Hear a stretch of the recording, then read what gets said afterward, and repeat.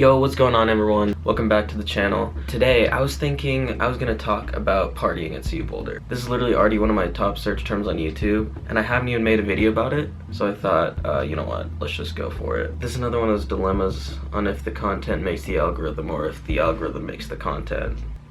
Who knows?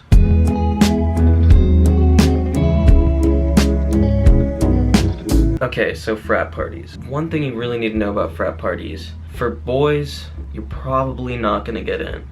Now fellas, I know that seems harsh, but ladies, you have a high probability of being sexually assaulted.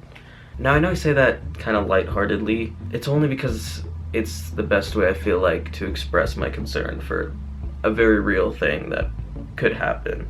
Now boys, the only way you're probably gonna get into a frat party is either being in a frat or paying for a wristband. Now there is an exception because there are certain frats that allow you to get in if you have enough girls, but besides that, as a freshman, you're not really gonna get into frat parties as a dude. Now don't worry, we have two more types of parties.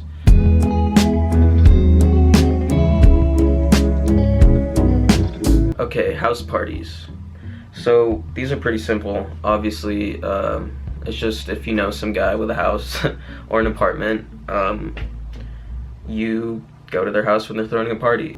So house parties are pretty nice because I feel like there's a better equal ratio of dudes to girls. I forgot to mention this in frat parties. A lot of times the ratios will be like pretty crazy, like 2-to-1 girls, 4-to-1 girls to boys. One time we were on the hill and one of the frats told us that we needed a 10-to-1 ratio. It was like the first week of school or something. A 10-to-1 like girl to dude ratio. And we had like 4 dudes and we didn't have a bad ratio. We would have needed 40 girls. That's a goddamn army of girls. Like I don't like how. But yeah, house parties are pretty fun.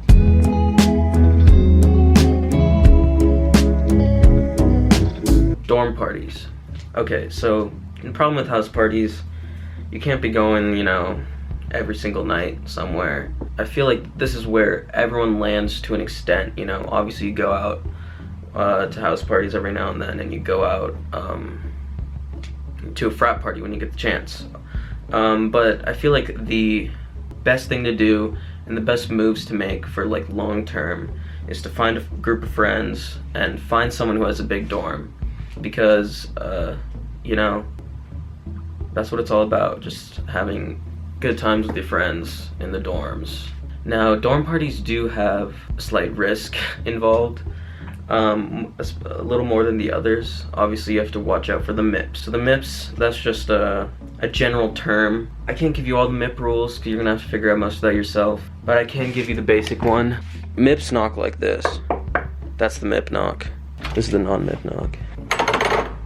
In dorm parties, obviously you have to think about MIPs, you have to think about quiet hours, you have to, you know, find a large enough room and make sure there's enough room for enough people. And there are some quite large dorms, you'll be surprised. Just make a lot of friends, that's like the primary thing to do.